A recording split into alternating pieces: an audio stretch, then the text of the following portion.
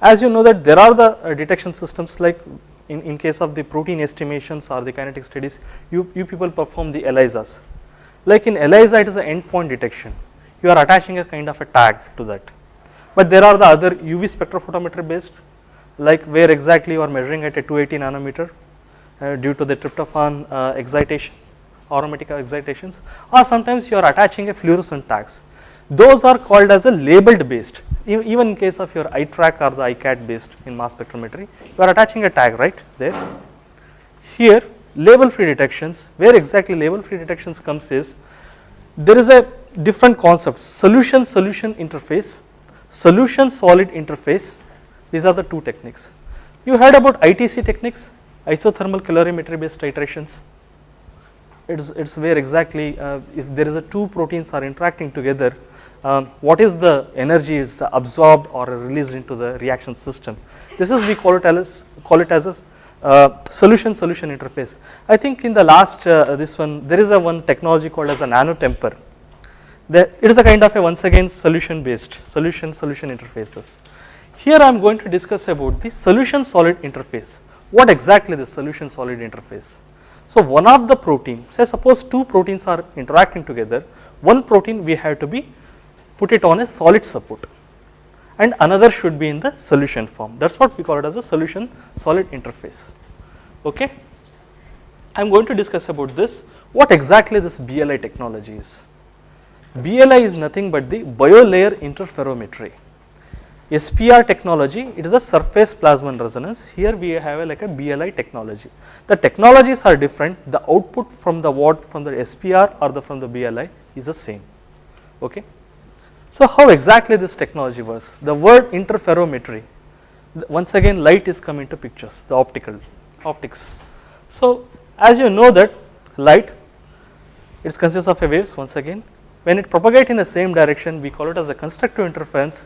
When it is in a out of phase at 180 degree, we call it as a destructive interference. So constructive as well as the destructive interference makes the signal pattern here. How exactly? So we are using a sensor based device here. If you look at this is the sensor, this is made up of the plastic, this is the glass, consists of a fiber optic inside. So if you look at this diagram, at the tip of this we have some kind of a coating, we call it as a biocompatible matrix. To that we are going to attach a protein of your interest, we call it as a ligand. That is what we are going to immobilize. This is what we call it as solid support. So in case of ELISA, you are also coating one of the protein onto the plate, right. Similarly, we are coating onto the sensor. If you look at next diagram, look at the diameter of this. If it is just only a 600 micrometer, it is a two-dimensional binding surface, the when we protein immobilize onto a solid support, and the biocompatible matrix is something like it is inert in nature. You can use any kind of your buffer systems, pH from 1.5 to pH 9, we can easily work. Most of these biomolecular interactions we are working at the physiological pH. So how exactly this technology works? As I told, it works on the interference pattern. Interference patterns make the signals here. I am passing a light, it is a white light, it is just only from a 400 to 800 nanometer, it is not a UV based.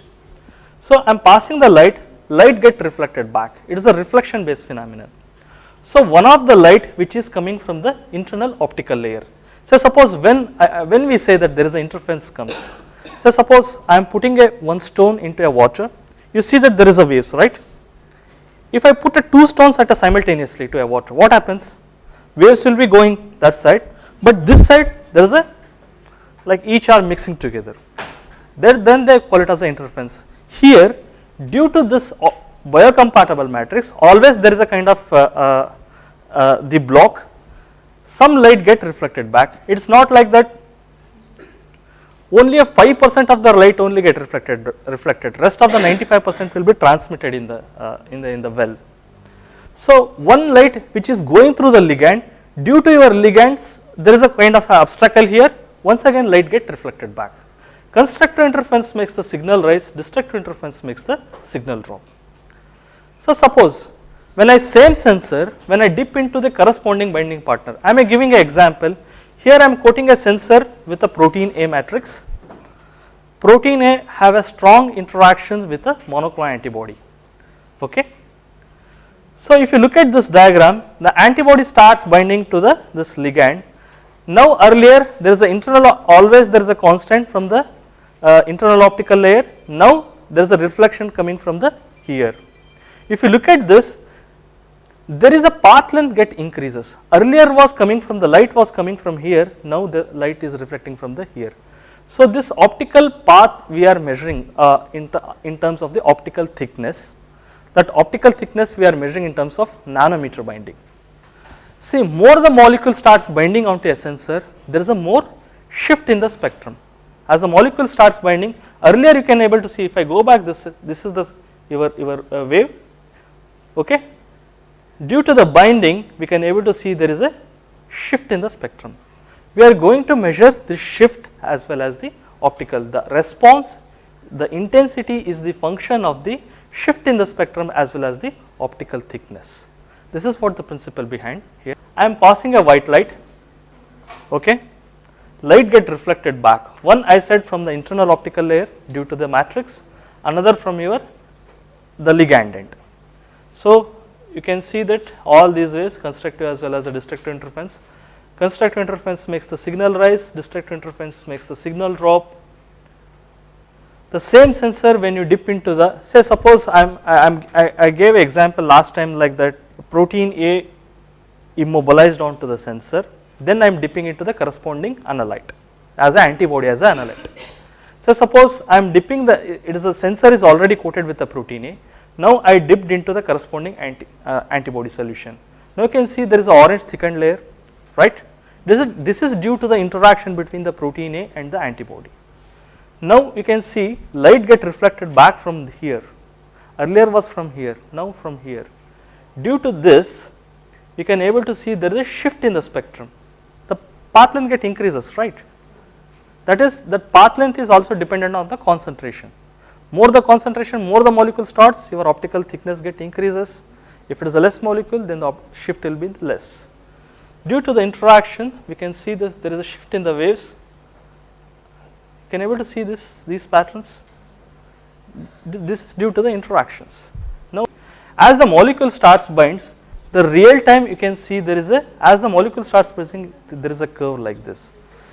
This is what the readout is. This is what the background, this is what the readout. Okay. See, this is what we call it as the association phase. As the molecule starts binding to the binding partner for that, we can see there is a curve rises. This is, we call it as association. Once if we like same sensor we bring back to the buffer, then the bound molecule to the receptor get washed off. Okay. Now, we can see this phase we call it as a dissociation phase. So, dissociation by the association we call it as a affinity. So, say when we say kinetics, see most of the people do the label based platforms, kinetic studies like ITC the people do, the people do the ELISA based methods, but all the other methods only give a affinity constants. Say suppose I can plot like a sigma like this at the midpoint in the IC50, what we call it as affinity. There are the equation to calculate the affinity, but label free platforms are the only instruments which gives the on rate and the off rate value. None of the any other instruments gives the on rate and the off rate. What is on rate? On rate is nothing but the association rate. Off rate is nothing but the dissociation rate. So, dissociation rate by the association rate gives the affinity. So, we have to determine these affinity constants. These affinity constants, if say protein are interacting strongly, this affinity we are in terms of call it as a picomolar affinity. If there is a moderate interaction, say suppose when antigen binds to an antibody or a protein binds to a receptor, you will see the association phase. Now, it starts dropping when in the dissociation phase. This, if it is like this, we call it as a moderate interaction. If it is like a strong interaction, like straight line from here, this is we call it as a picomolar affinity. What exactly is picomolar affinity, nanomolar affinity or micromolar affinity? Say suppose in case of the drug discovery or anything, you require a small amount of a drug to elicit a response. Just a like a picogram material or a autogram level, that much concentration is required to elicit a response or efficacy of the drug even, I mean to say. So, such kind of things comes into picture here. Less concentration, more response, longer time in the body, that is we call it as a strong affinity towards the receptor. If say suppose giving an example, doctor says that you have to take a paracetamol 3 times a day, it indicates what? Means drug is not much have a like affinity towards the receptor. Otherwise some tablets people say that you have to take it a 1 tablet per, even some injections are there once in a month. These are what? These are the how strong, how weak are these are binding. Based on that we can decide the dose. Okay. So I will go through this. We have a Paul Corporation. We have a like a different platforms for the designing the experiments and the perform the in the discovery. From some single channel, it is a very small. In one hand you can hold. Looks like our nano drop machine. Single channel, manually operated, one sample at a time. Okay. This is 8 channel instruments. What I brought this one here. At a time you can go for 8 sample. You can finish off the kinetics or the quantitation studies. Say suppose quantitation in you are something like expressing a proteins which have a question. So on basis of the These are the instruments like this is the 8 channel, 8 sample we can measure at a time. We can perform like different dilutions in the kinetics, higher to lower dilutions we can perform, and we can conduct a kinetic studies here. And this is the see here for the red instruments we can see the dynamic range wise. The maximum we can go from 10 picomolar to 1 millimolar, that is the dynamic range we can go. And the size wise interactions, say suppose small molecule protein interaction, protein interaction, vaccines, virus, live virus, bacteria and all, we can able to perform. Here with respect to the size wise, 150 Dalton is the minimum detection to the mega Dalton protein interactions. Mega Dalton in terms of virus like particles, it is like a very multimer, we are measuring in terms of the nanometer, not with respect to KD or size wise, it is such a big. We can able to do still quantitation. In case of vaccine industry, people are using this machine for the quantitation purpose. And this is the one, this is the blue model. It have a similar 8 channel function, but this instrument not able to useful for the small molecule interactions, small molecule protein interactions. Only we can go protein to mega Daltons, less than small peptides or small molecules not possible with this. This is the one recently launched. This is a 2 channel, especially for the academia instruments. It only takes 2 samples in one at a time. These are the very high throughput instruments. This one 384 well plate formats, 16 channel instrument.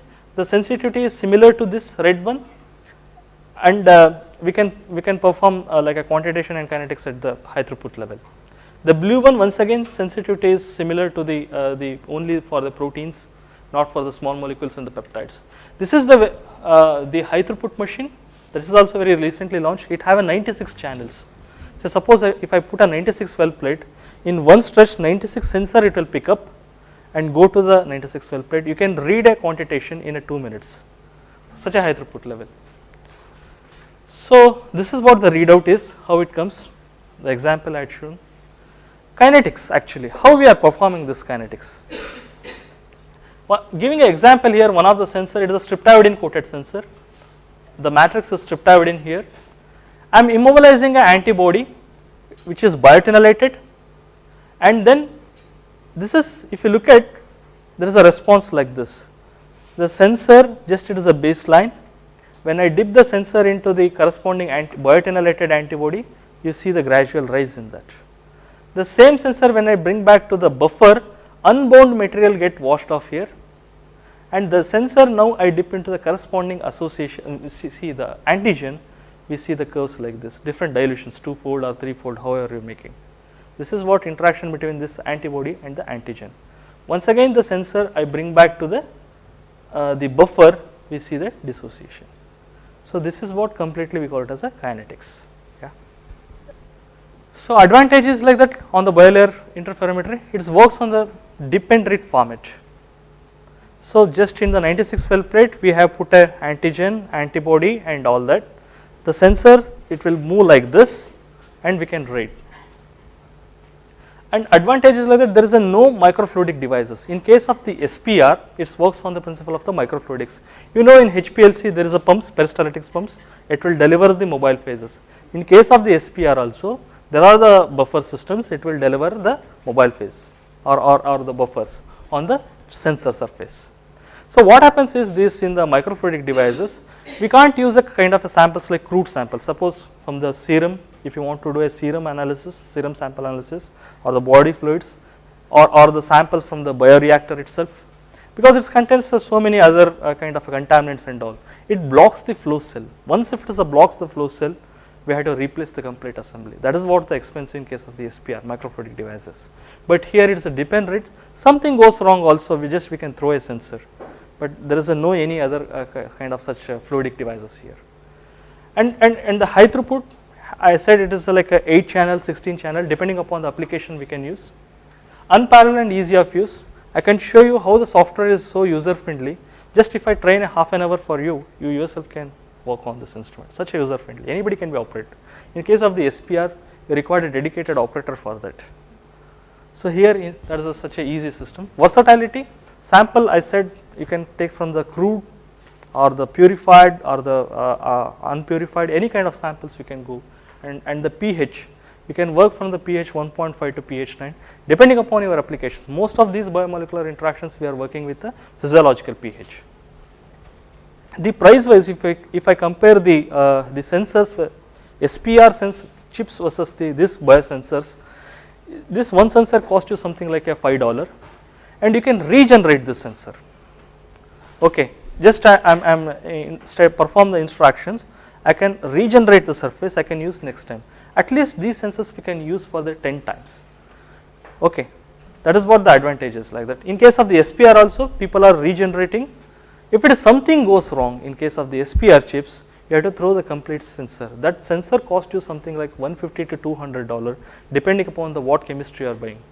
Here this is like 96 sensors we are providing, 96 different kind of experiments you can perform here. That is the advantage. So I will skip. If you look at the inside of the instrument, this is, we call it as a sensor rack. This is the optic box, consists of a spectrophotometer inside. It is an 8 channel instrument. Each channel have a 1 spectrophotometer built inside, and this is your 96 well plate sample compartment. It will move in this fashion, parallel. Okay, it have like a temperature controller as well as the orbital shaker. So here I said we don't have microfluidic devices. To assist a binding, we require a shaker. So shaker enhance the binding. So this shaker we can work from 100 RPM to 1500 RPM depending upon the application. Say suppose when I can use what kind of RPM. So suppose if I am working with a very high concentration, I can reduce the low RPM, 400 or 500 I can work it. If you are working with a very low concentration, then I have to increase the RPM speed. So shaker will enhance the binding. This is the 8 channel. We have a 384 model. This is what the optical head is. This is the HTX, I said high throughput instrument, multiplexing. Here the advantage for this instrument in the HTX is we can analyze one sample also, we can analyze 96 sample also. It is a multiplexing. If I have like a 16 sample, I can choose 16 heads. If I have like a 48 samples, you can choose 48 heads depending upon. The last single, the Blitz instrument, it is a single channel manually operated. You have to put the sensors manually and then read. But rest of these high throughput instruments all are automated. So as I mentioned the biosensors, we have around 16 different chemistries with us, and depending upon your application we can choose. Like streptavidin and the amine coupling, amine reactive, these are the useful for the custom protein quantitation as well as the kinetic studies. So streptavidin, here one of the protein you have to do a biotinylation, then you have to immobilize. In case of the amine reactive, there is a kind of chemistry we have to use, like it is your N terminal or the lysine get involved covalently coupling to the sensor surface. So we can work the versatility of the interaction except cells and the atoms. In the blue whatever is there, all things are possible here. Cells is something like in terms of the micron size. If you look at the surface of the sensor, it is just hardly can hold like a 3 or 4 cells on that. It's very difficult to work on the cells. Rest you can even have like publications on the bacteria, entire bacteria, virus and all. 0.2 micron, such kind of applications we can work. How exactly it works? For a quantitation purpose, 8 sensors, I am dipping here. You can see generated different concentrations here from say from 100 microgram per ml, 2-fold dilution. If I go 8 concentrations we can determine, 8 samples read at a time.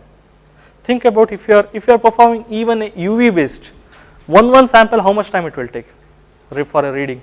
To roughly 8 concentration or a 6 data points, half an hour time. Each time you have to wash the cuvette and then put a next concentration. But here the advantage is like that, here it's purely an affinity based, you will get. In case of the UV, I am giving example, you people are performing the Bradford assess, right?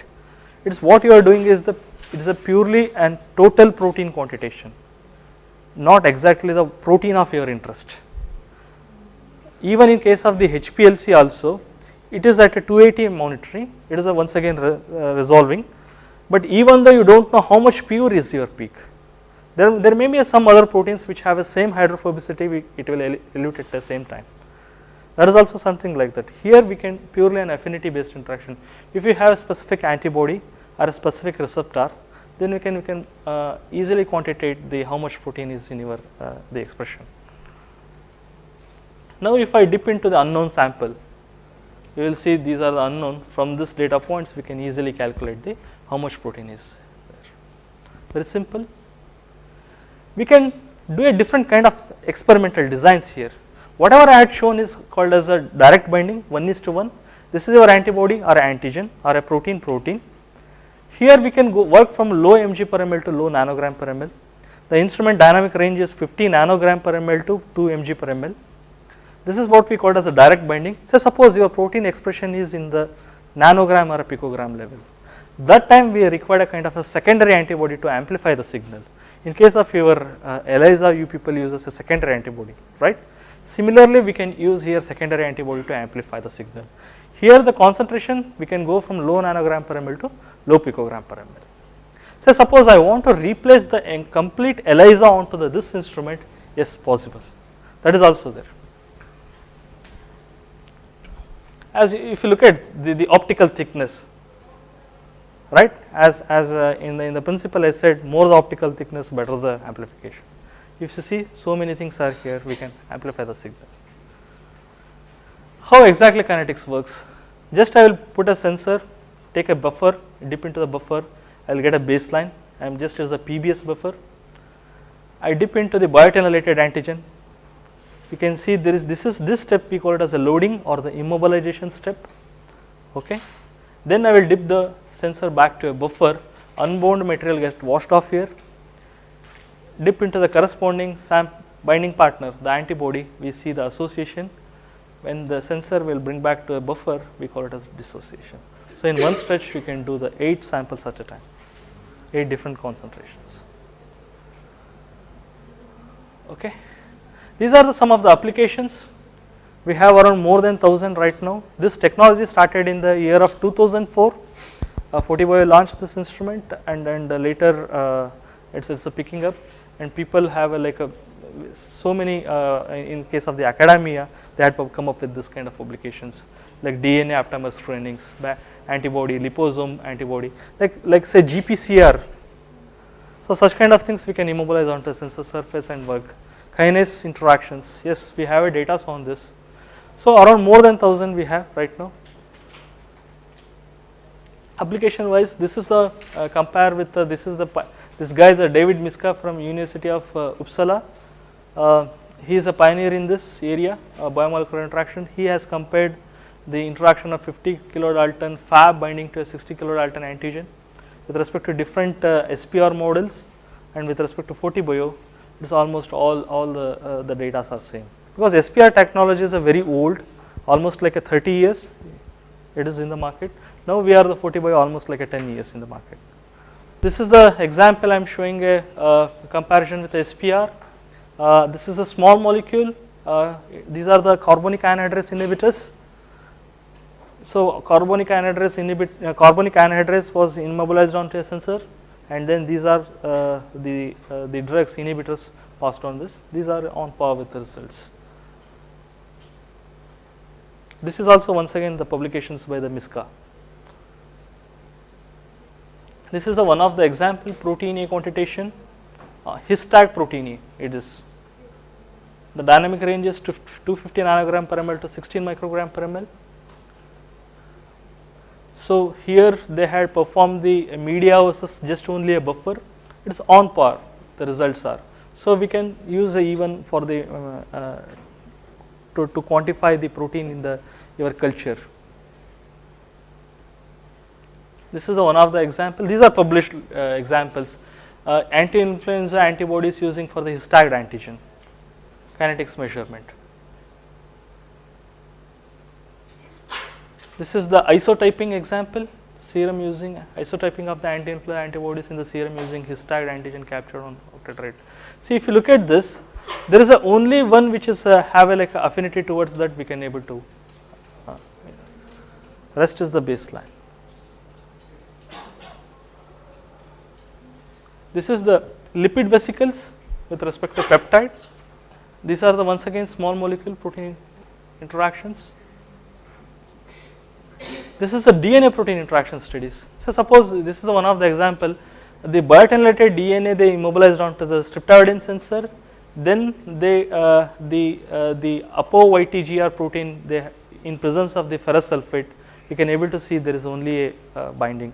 They had used a different metal ions here. None of the metal ions like use just a baseline. In presence of the ferrous you can able to see this binding.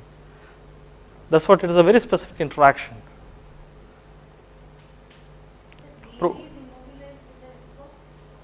Biotinylated, one of the strand you have to do a biotinylation.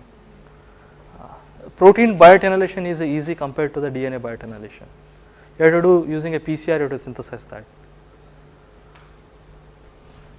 So detection of anti-drug antibody in the serum. This is one of the important for the therapeutic industries, because most of these drugs when we are injecting into the body, body itself recognizes that as a foreign particle, right? Then once again your immune system get activated, it develops the antibody. So we have to detect that. That's we call it as immunogenicity testing. It is important for the biotherapeutic industry, especially those who do. We have to detect that how much anti-drug is there. Is there any this anti-drug antibody is neutralizing your drug of interest. So nanoparticles, recently this is EGFR targeting nanoparticle cell present for the thermoresponsive polymer. This is the one of the drug they had make a nanoparticle, then they targeted for the EGFR. And liposome we have. We can use multiple applications. These are just I am going conformational measurement here, folding, unfoldings and all. This is what right now this kind of application in IIT Delhi, Dr. Professor Tapan Chaudhary is working on this area. So in India we have everywhere industry as well as the academia the installations. Here we have in Indian Institute of Technology Delhi instrument, this instrument is there, sorry. And Indian Institute of Science IISc we have instrument. We have in ISER Mohali the small blitz instrument. Madras University we have a very small single channel instrument. In CBS we have a small single channel. CCMB we have this same instrument in Hyderabad. Rest other in industries people are using for the